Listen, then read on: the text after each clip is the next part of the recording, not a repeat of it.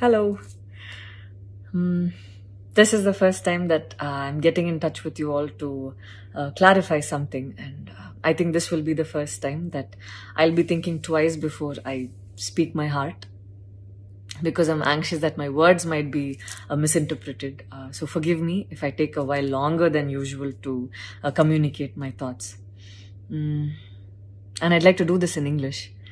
In a recent interview, I was asked if I was a supporter of the left or the right wing, and I clearly stated that I believe I'm neutral, and we need to be good human beings first before we identify ourselves with our beliefs, and that the oppressed need to be protected at any cost.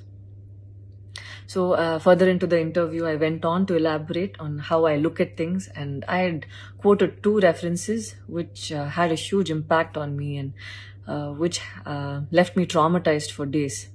In fact, after I watched the film The Kashmir Files, I had the opportunity to speak with the director, and this was 3 months ago. I remember telling him that I was disturbed seeing the plight of the people at that time, and being someone that I am, I would never belittle tragedy like the genocide and the generations of people who are still affected by it. Having said that, I can never come to terms with the mob lynching incident that had taken place during our COVID times, because I remember seeing that video and being shaken for days. I believe that violence in any form is wrong, and violence in the name of any religion is a huge sin. So this is all that I this is all that I intended to say, and that's all. But it was very disturbing to see that many people online justified the mob lynching incident, and I don't think any of us have the right to take another person's life. Being a medical graduate, I believe that all lives are equal and all lives are important. And I hope a day doesn't come when a child is born and he or she is scared of his or her identity. And I pray that we're not heading towards that, at least.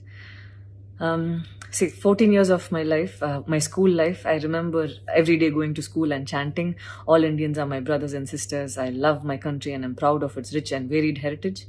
So maybe it went so deep into my head. And we as children would never